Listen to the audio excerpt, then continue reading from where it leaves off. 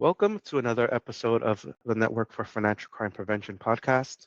I am your host, Louis Vargas, the founder of NFCP, and I've spent my career building bridges in this space, and that's exactly why I'm excited about today's conversation. Because financial crime prevention isn't just about regulations or requirements, it's about the people who interpret them and innovate them from within, and it's about the perspectives that we bring to the table, especially when we come from the margins. So today I'm joined by Asmita Tejani, and she is the managing director at Visma Creditro. I know I'm not pronouncing it right, but and it's a pretty much a Norwegian Danish compliance technology company that's reimagining how organizations approach KYC and anti-money laundering work. But Asmita's story isn't just about climbing the corporate ladder. It's also about navigating identity as a woman of color in two Northern European countries, and it's about finding your place in an industry that wasn't necessarily designed for you in mind, and about building something meaningful in a space where technology meets human judgment. So we have a lot to unpack there, and we're going to talk about her journey from the Netherlands to Denmark, what drew her to the often misunderstood world of KYC compliance, and how she's thinking about artificial intelligence, education, and the future of financial crime prevention. This is a conversation about being the other and turning that into a strength, about responsibility in industry where the stakes are genuinely high, and about what it means to lead with both conviction and humility. But first, some quick housekeeping.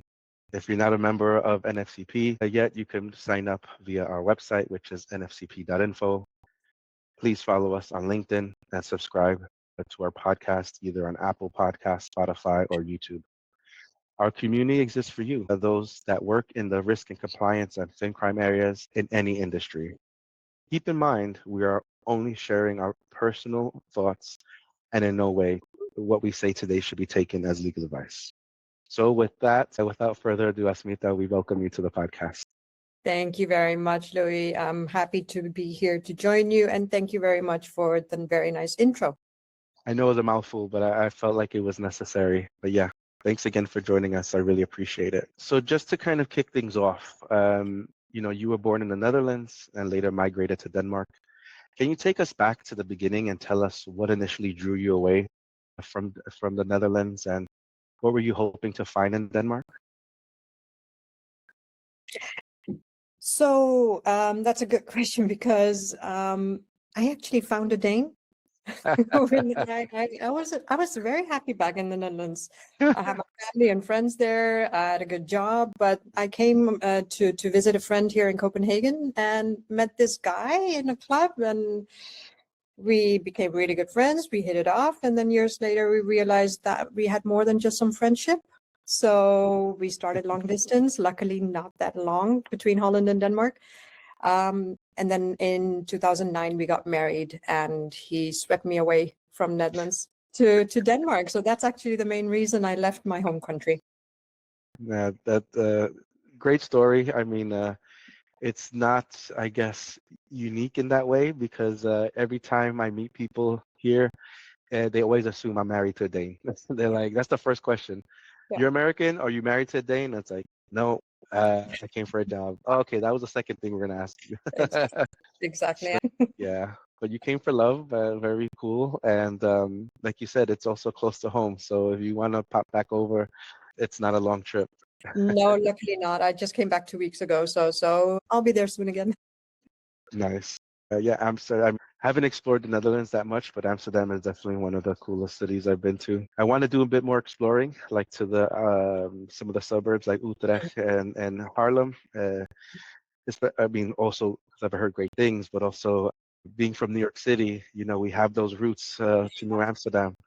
Of course, it is a great city, not just Amsterdam itself, but the Netherlands. A lot of different cultures, a variety in a lot of kitchen as well, which is a good plus point. But there's a lot to see, and it's a small country, so you can definitely cover it in a couple of days. Recommended to do, for sure. Maybe we got to take this show on the road, and you could give Yeah, us good a idea. tour. Good idea. So now, we were chatting about what we're going to talk about in this podcast, and I feel like though we come from different countries, we both know what being the other feels like. Um, I felt it here, but also I felt it also even what's considered my home, the U.S. But you've mentioned experiencing being seen as the other, both at home as well in the Netherlands and in Denmark. And I'm just curious, how has that experience of this kind of double otherness shaped your perspective as a leader? And in what ways has it influenced how you approach building teams and a company culture? Well, I've definitely experienced it in both. In leadership positions, it was more in Denmark because that's where I started getting into those roles. But being the other in two different places actually gives you a unique perspective because you become very sensitive to what people don't say out loud, who gets included naturally, and who has to work harder to be seen. Right. I mean, do remember it's being the other as a woman, first of all, and being a woman of color. So I had to be very cautious there. Once I became a leader, which was in Denmark, actually, it made me very deeply intentional about culture. I care a lot about psychological safety and making sure that everyone feels respected and valued, and not just for the performance, but for who they are. That I think is very crucial to underline. I think that what it also taught me was that belonging isn't something you wait for, it's something that you build. And that's exactly what I am aiming for and want here for at the company I'm working for right now, Creditro, is that it's a place where people feel proud, included, and trusted. Very interesting, especially your point that it's something that almost you have to take the bull by the horns of and try to build it yourself because it's not just going to happen for you. It's not. You need to, I don't want to say make a stand, but you need to be seen. But it's very important that the person on the other side, your leader, your manager, that they are willing to see it. Hmm. Yeah, that's the tricky part, them being willing to see it, Yeah. right? Especially, moving here from the US, obviously it's a different culture altogether, especially working Mhm. culture. And then the Yenta law here is Eesh. something that, not a lot of people understand. And I find it difficult navigating that, right? Because we want to be proud of our achievements, but we Mhm. don't want to then seem that we're doing a bit much. So yeah, I think that was still is very tricky to navigate for me. Very. I mean, I come from a line of sales. I've been doing sales my whole life, right? So especially a lot of companies that are building their sales team with the American concept of having high targets, high rewards, and having the bell in the office for hitting targets and things like that, where you think, okay, Yantelo doesn't work here at all. But at the same time, when you do achieve your targets, the celebrations don't match with Uh, your expectations at that time because then Yantelo kicks in. So I had a hard time adjusting and accepting that in my early days in sales. And that goes for both Holland and Denmark, actually. that was gonna be my next question because I know, I mean, not that I know, but I've heard that the Dutch culture is similar. I don't say not the same, but similar to Danish culture. So there's a, I guess, equivalent of that also in the Netherlands. There's no term for it. It's a bit unspoken. We are all equal. I would say that they do celebrate individual success a bit more than here in Denmark. But I think one thing we need to remember in cultural difference between Denmark and Holland is that there are a lot more different cultures, nationalities living in Holland, sorry. And because of that, there is a bit more acceptance or more, yeah, it's mingled in with the Dutch culture more. There's some difference there. That's a great point. It's very it's still homogeneous here, right? And that's why I say like what works here in being such a small country, but also having this kind of one mindset can't work in bigger countries. It's just because their people are too different, it's too diverse, Mhm. and so it's not a cookie cutter approach. And look at Denmark. It's successful. It's doing really good. We're in the top 5 of happiest countries and in so many other top 10s and top 5s. Something to be proud of. And that means that the way it is right now, a lot is working. I do think some things can be improved for the better.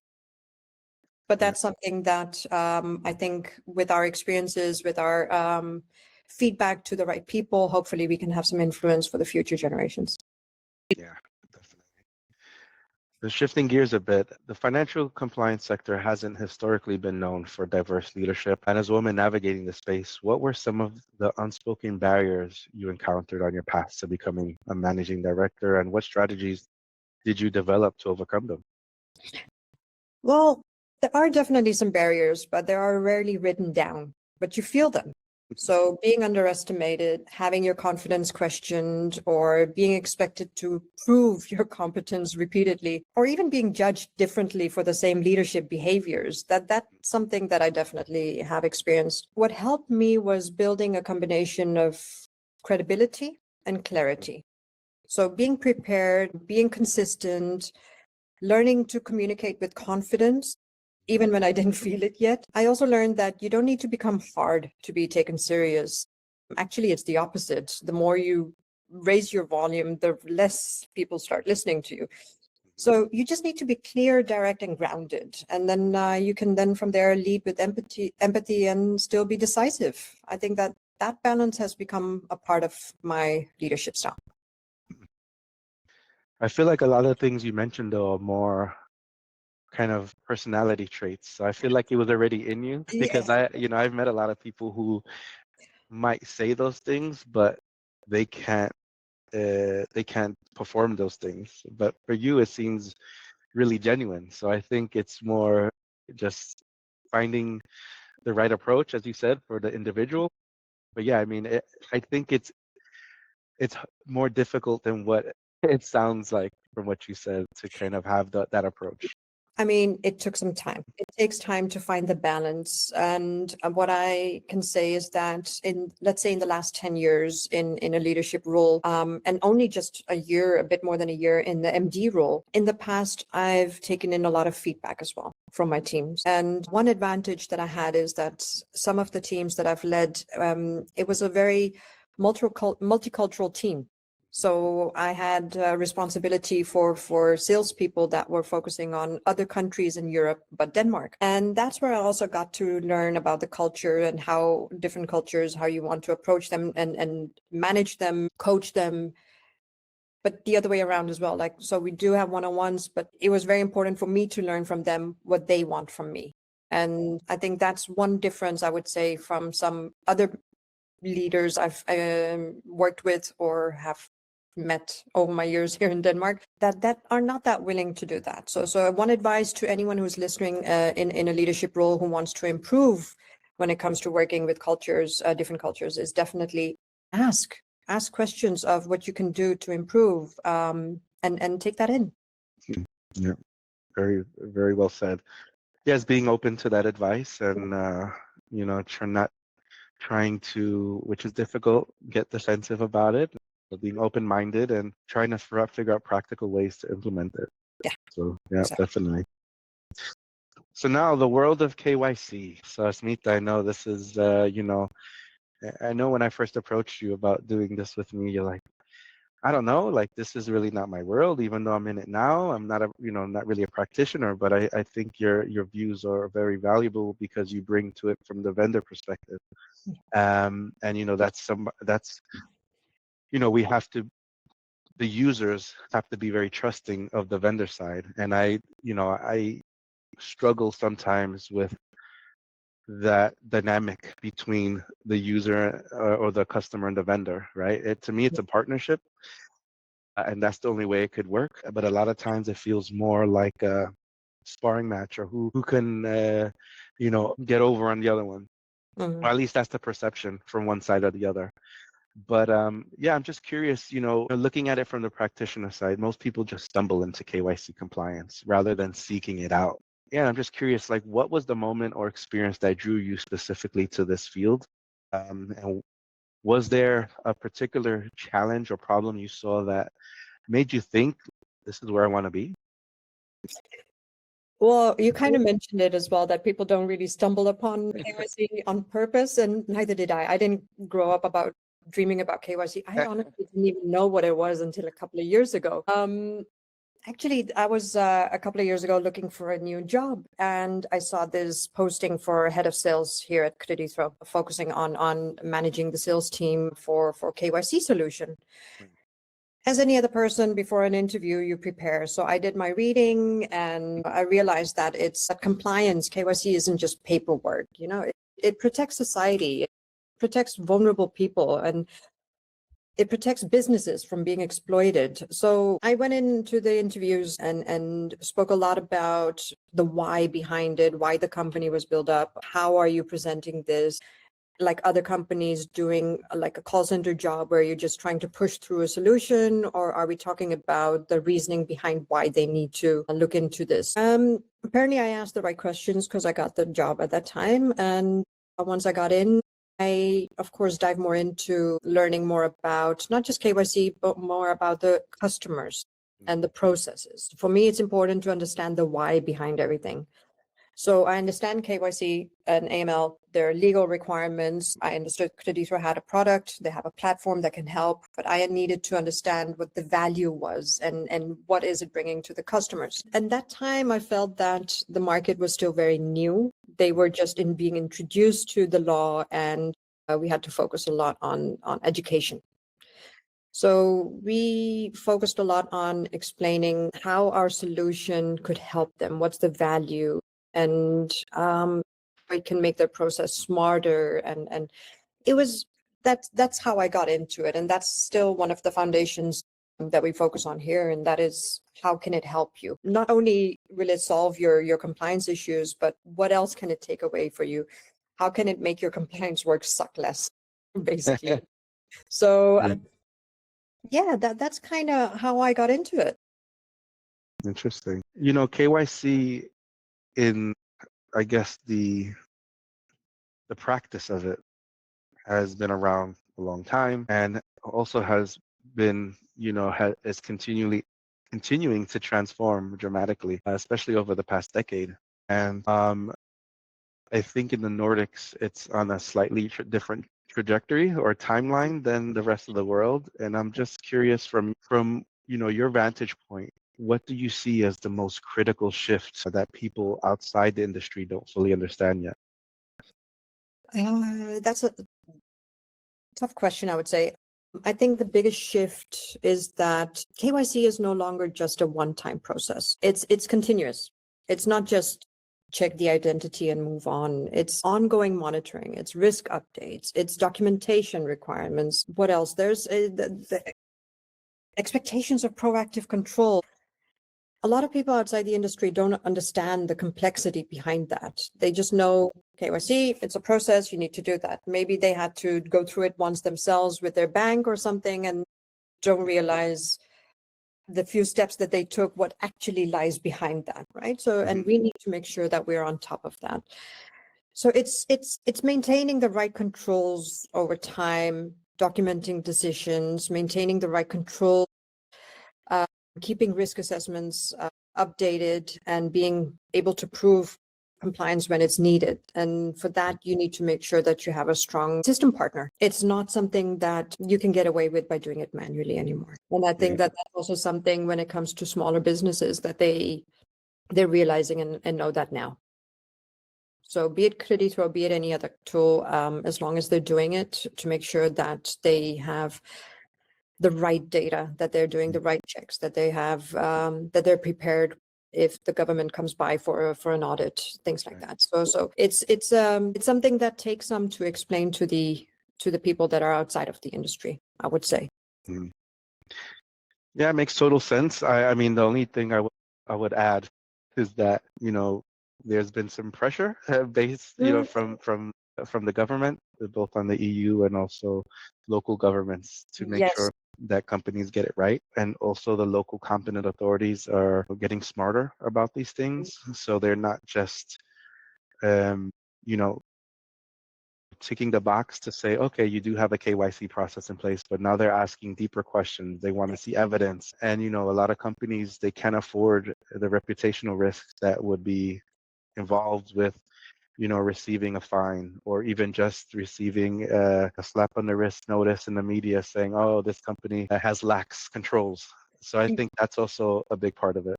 You know what, Louis, you took the words out of my mouth. I was just going to talk about the fines, because fines is one thing. It's the reputation.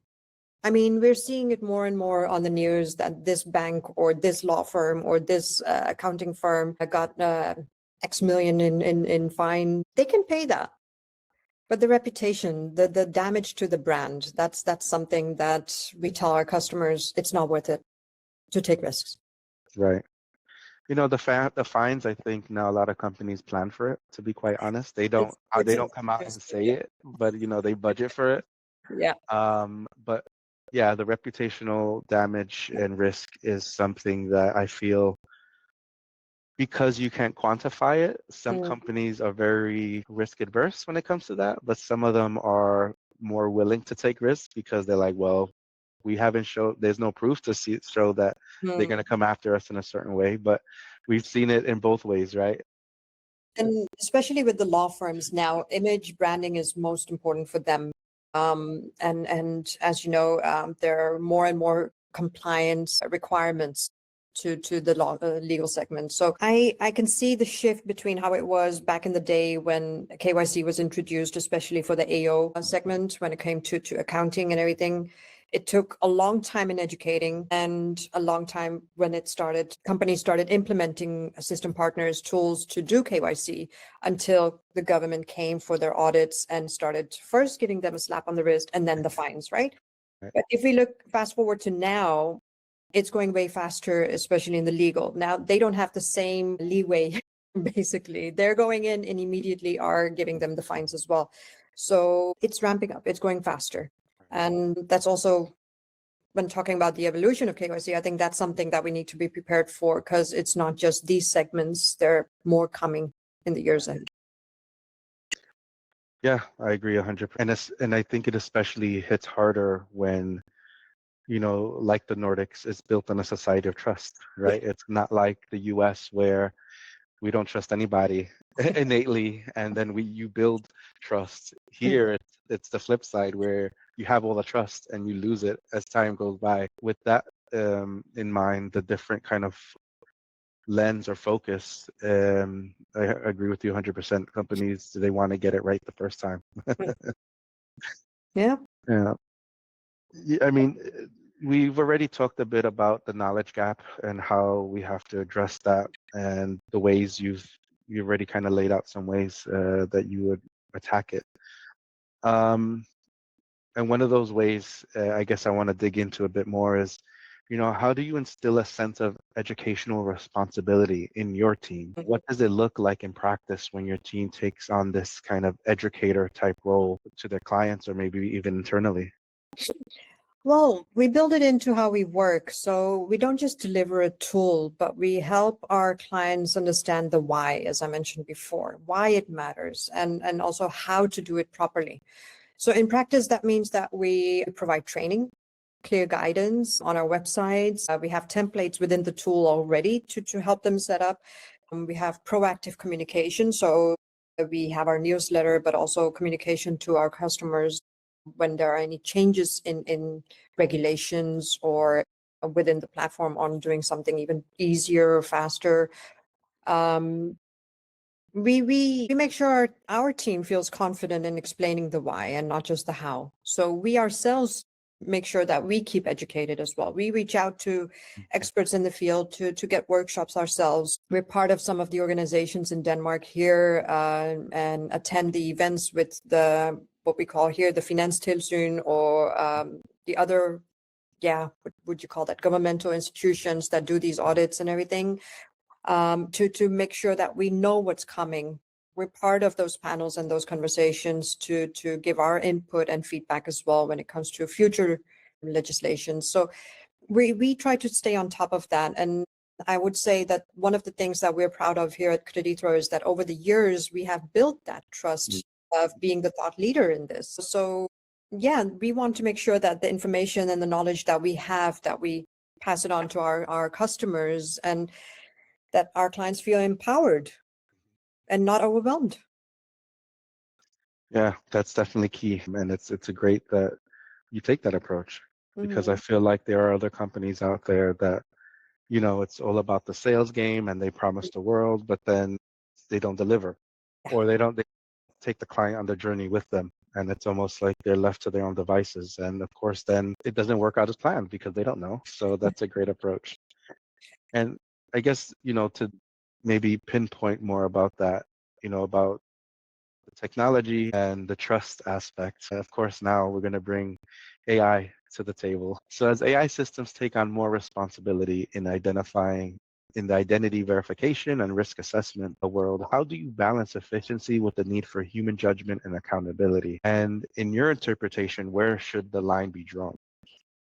Yeah, that's a question I'm getting actually almost on a daily basis from outside, but also inside the company. No, we are still working on AI in our platform, and we're looking at how we can treat AI as a decision support. So not a decision replacement. I don't see that ever happening within our company or our platform.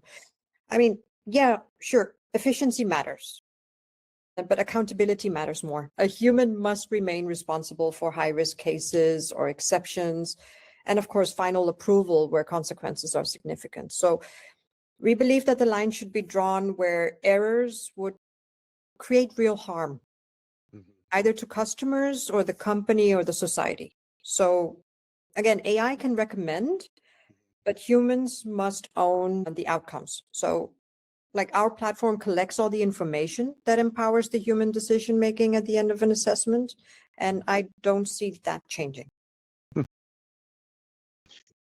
That's my opinion. Right. Yeah.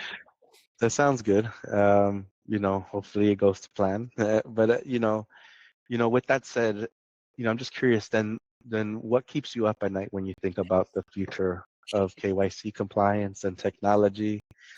And conversely, what development in this space generally excites you? There are a couple of points in your questions in there. So let's start with what excites me. No, actually, what keeps me at night? Get that part out. What keeps me up at night, one of the things is the pace of the new regulations added. It's unfortunately without a lot of guidelines. So companies are expected to do more and faster with less knowledge, less information, and that creates risk of mistakes, but unfortunately also burnouts, stress. So I think that's one of the things that worries me of what else to expect. I think governments are doing their best to pass on the information to the right channels, but you can feel that the governments themselves don't really know yet what they're trying to achieve with some of the proposals that are lying there in regards to compliance. So that's something that we are trying our best to stay on top of and make sure that we follow it very closely. But then going into what excites me is the fact that we have the right talent here at Creditro, combined with the technology, and that includes AI, that can make compliance scalable. It's already very user-friendly, and we can build on that. So we are actually prepared for whatever might come and be added by the government in that part. So I believe we can create a future where compliance is not a burden, but a built-in part of a good business. So, yeah. I mean, that dovetail perfectly into the next question, the guardrails, right? Because I think that's what you're kind of alluding to with that statement. So, you're building systems that determine who gets access to financial services. What ethical frameworks guide your decision on how AI should and shouldn't be deployed in that context? Yeah, that really does go very smoothly into the previous ones. Now, we have to ensure that systems don't discriminate, right? So that decisions can be explained and that we don't create unnecessary barriers for legitimate customers. It goes back to us believing in the fact that we need the human in the loop where it matters and in designing for privacy and security by default. So ultimately, I would say compliance tools should protect access and not restrict it unfairly. Yeah, great point. And yeah, I guess it's having the right review of what the system is doing, right? Mm. Asking the right questions. Yeah. Because if you build your AI models with bias, it's gonna have bias Yeah. throughout, right? So it's, really refining it as it goes and keep, like you said, having the human in the loop to make sure that things are going as expected. Because, the data that we have can be unknowingly biased. So that's why we have to, if we think it's clean, we think it's fine, we still need to have the right controls in place and oversight to ensure Yeah. it doesn't go awry. It's not something where you want to take risks. It's not something that you should gamble with. Yeah, definitely. So as we slowly wrapping up this awesome conversation, I want to shift gears a bit. And so if you could go back and speak to yourself when you first arrived in Denmark, feeling like an outsider trying to break in potentially, maybe you already felt a bit more comfortable, but also breaking into a new industry, what would you tell yourself? I like that question. Honestly, I've thought about it a couple of times over the past, 16 years that I've been in Denmark. The message has changed over time. Mhm. But today, I would tell her, you don't need to shrink yourself to fit in. Your difference, my difference, it's not a weakness, it's a strength. And I would also maybe add that be patient. Belonging takes time, especially in the Danish culture. It's a closed community, very much. And it takes some time to build up a network and that belonging here. So focus on building skills, building relationships, and staying consistent because you'll eventually find your people. And the truth is that the journey will be hard, but it will be worth it. Yeah. What a great message. But it makes sense, right? We're always evolving, right? So I could definitely understand why your message would change over time. But yeah, very inspiring message. I'm sure our audience would appreciate that also. And I guess the last question I have for you for today is, where do you want Creditro or even the broader KYC industry to be in 5 years? And what role do you see yourself and your team playing in getting it there? So, Louis, this question was asked by my board some time ago. So you should be prepared. You're ready to. Yeah. So I would say in 5 years, I want Creditro to be the most trusted and user-friendly compliance partner for regulated professionals. Not only in legal and accounting, because those are the main segments right now, but we know there are other segments who are going to be falling under this regulation, right? So Right. so in all of it, we want to be the most trusted partner. We want to continue to be the thought leader in this matter. And industry-wise, I do hope that we move towards smarter and more continuous compliance that is less manual and more integrated, but also still human. So I'm going to repeat that part a bit. Uh, I would say I hope my role and our team's role is to still continue to build the solutions that make compliance scalable and reduce risks, but more importantly, protect trust, and to do it in a way that respects both the client and the customer experience. Yeah. Did that answer change for what you gave to the board? I said something very simple, but then I added numbers as well. Yeah, very nice. But no, they Yeah, understand, and Visma understands the need for a tool like ours, and not just the compliance part, but focusing on the trust part and the thought leadership part, and that's why we have their support in as well. So that's something we're going to continue to build on. I'm glad you got the right tone from the top. That's not, I would say that's more the exception than the norm in my experience. I'm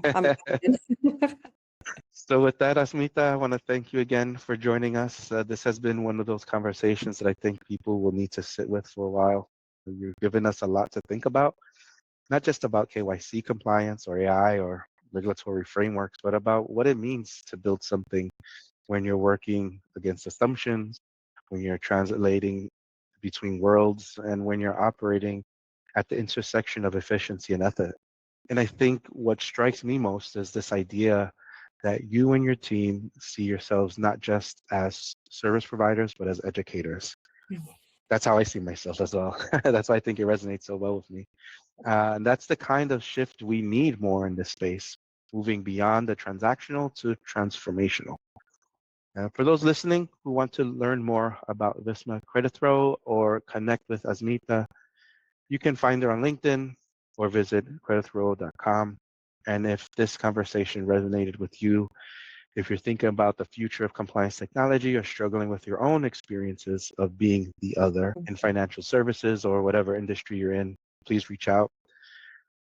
That's what we're building here essentially at NFCP, as a community where these conversations don't just happen once on a podcast, but continue and evolve and lead to actual change.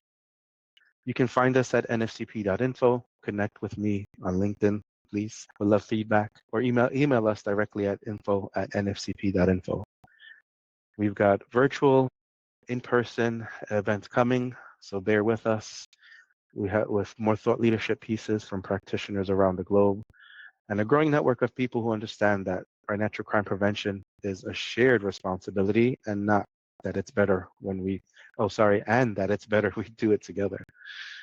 And so again, Asmita, thank you again for joining me today.